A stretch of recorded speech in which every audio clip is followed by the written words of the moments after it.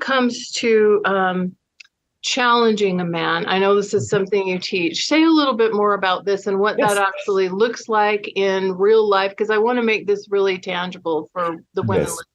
So why am I always talking about challenging a man is first of all, because the more you take your time, the more you can get to know him. I've seen a lot of love bombing men come to you. I want to get married. I want to have kids. And 2 weeks after they disappear. So by being a challenge, you will make the relationship or the attraction longer. So you can stay on a pedestal, you can let him fight for you, and you can get to really know him. Number two is that I've seen so many women when they will be in love or attracted by this guy because he matched their needs and their criterias, they will go all in. And I don't want that because that's when the balance of kind of power will change a little bit in the relationship. Men will take you for granted. And the last thing I want you to touch base is what you mentioned. It's by loving yourself and by trying to reverse what we talk about Walt Disney, Hollywood that told you need to be a good woman, you need to do what he wants, you need to cook for him, you need to do this and that. Sometimes there's a lot of you need to, and you forget to receive. So when I talk about challenge, it's mostly how can I be in my feminine energy, receive attention, loving it without telling myself I need to give back. Because if I don't give back, I will lose him. So it's mostly like a reverse psychology idea about love and dating. But to be honest, also I have a 20 long minutes video. It's free, just on the link that you have. So maybe you can watch this video. You will see if you like it, if you like the philosophy, but you will learn how to become a challenge because I will tell you exactly the steps that you have to go through. And number one is to accept the idea because we receive so much things in our mind that we think that love is easy, love is natural. We just have to love each other. I found that it's not that easy and we have to twist sometimes our behaviors. Mm-hmm. Mm-hmm. Yeah, and I think this is such an interesting idea, and we will have the link in the description here to this video that Alex just referred to for those that are listening.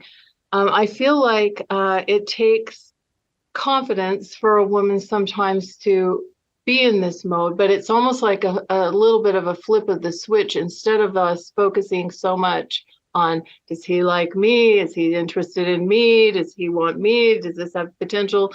You're more or less kind of getting centered back into a place where you're saying, how do I feel when I'm around him? How is he showing up for me? Do I feel like he's showing caring actions? Because I believe that men fall in love more through actions than just flowery words. Sometimes, the man can have the flowery words, but if the actions don't back it up, that's a problem, right? Yeah. That's typically a good sign. And then there's also a nuance to this that I think a lot of women miss, Alex, and I'll be interested to hear if you agree with me on this.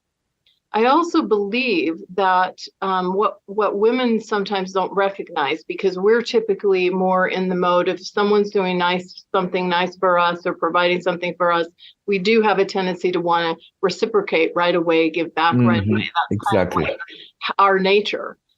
But what we don't often recognize is that by allowing a man to do something for you, to provide something for you, to do something nice for you, and then appreciating him for it, acknowledging him for it, we are giving to him in a way that is meaningful to him.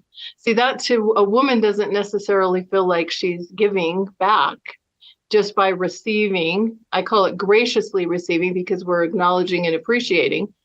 But she doesn't necessarily recognize that that's giving a man something that's very satisfying for him without her having to then, feel like, oh, he took me out on this date, I have to take him out on another date, without it feeling like a quid pro quo kind of thing. I love what you mentioned, Michelle. I cannot add anything more than what you just said because this is what I was trying to explain. And it says with such beautiful words. And it can change a woman's life. So if you can just follow what Michelle just mentioned, ladies, you will see that it is very important for us as men. So you have to graciously just receive, because if you try to give back, we will feel that it is not genuine. And that is the moment also you lose yourself a little bit. So everything comes down to let's build a relationship where you can be truly yourself. When we say being a challenge, it really means that you will create the relationship you want, and you need to receive. You need to learn how to receive, learn, because it's not easy. And when you will do this work, you will see that everything changed, and they will value you more and more. So yeah, I love it, Michelle.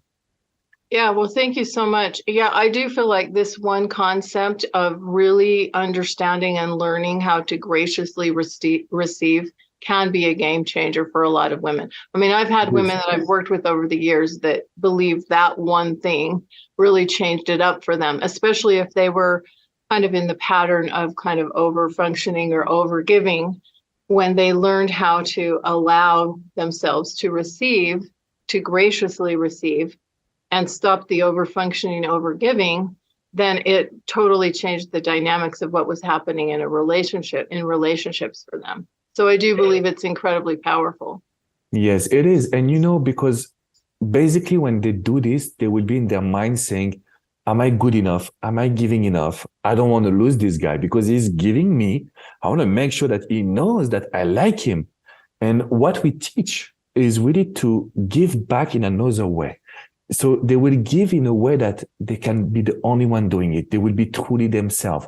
Maybe they will show something that they have never shown before because they were scared to show this part of their personality. They were scared to show their passions. But I've seen women, when they know how to receive, the way they give back is by being truly themselves. And that's create a bond that makes a relationship very, very steady and strong. So you should not be scared because you will give back, but in a different way where you will be yourself, ladies. And it requires a lot of confidence, but it requires you to be you in a sense. And this is what I think that we are teaching as coaches. We are teaching people to be themselves instead of kind of playing games or trying to be perfect. Mm-hmm. Yeah, well, and I think when a woman is able to graciously receive, a man feels appreciated, he feels acknowledgement, which is satisfying to him. And he also feels like this is someone that I can, quote unquote, win with, or I can get points with, or I can succeed with, right? It gives him that feeling of that he can succeed, that he can provide something, even if she's a very independent, successful kind of woman, he can provide something for her that's going to be satisfying for her. So I think that sometimes we don't recognize as women how meaningful that can be to a man, how good that can feel to a man. Mm-hmm. And if we go with this idea that I believe that men fall in love more by doing, by doing, especially when they're getting that appreciation, that acknowledgement and feeling successful, then it starts to kind of make sense. It's exactly this. Yeah. To rebound on what you just say, they will fall in love, men will fall in love with actions. It is so important because ladies, if you listen to their words, there is nothing sometimes behind that, right? So you want to be really focusing on the actions. That's very important. Yeah. Yeah, well, there's some men out there that really know how to really use words and language. There's even, sadly, I think it's manipulative kind of coaching, but sadly, there's even coaches out there that teach men how to say the right words to potentially seduce a woman or, win a woman over without necessarily having the action or the intention of having a real relationship with her. More a sexual kind of conquest kind of a relationship. Yeah, there's a lot of, we call it the pickup artist or the game. We can see this, unfortunately, online, unfortunately. But that's why we are here. That's why we are trying to protect women as well. And love is beautiful. I want to say that as well, because we can talk about the details and the difficult part, but it will lead to such an amazing relationship. I really discovered that love, and not just men and women or just relationship, could be with friends, with family. The moment you know how to love and how to receive, at least it changed my life. Yeah, mine too. And I agree with you. I think love is beautiful. And I think that's one of the reasons that we do what we do as well, is that we understand how meaningful it can be, how it can just make life a little sweeter. It can make life that much better. And it's a desire that most people have. I think most people have a desire for romantic love, but I think most people have a desire. I think we're kind of created in a way where we're created to need each other, to need other people, and to want to have connections and relationships, and that intimate relationship in particular for a lot of people in our audience is a focus. But yeah, I agree with you. Love is beautiful, and it's Yes. and the cool thing about the approach we're talking about here is it creates a win-win type scenario. It's not just going to feel good to one person. The kind of relationship that we're talking about here, where there's giving and receiving, is going to feel good to both people. Mm-hmm. Yeah, that is very important, because love is about sharing, it's about enjoying the moment where we can both be actors, we can both be present in the relationship. Not just one-sided relationship where you do everything, because I've seen that also as well. Like women, you do everything, the man is doing nothing, and you're suffering, which is not this is not what we want.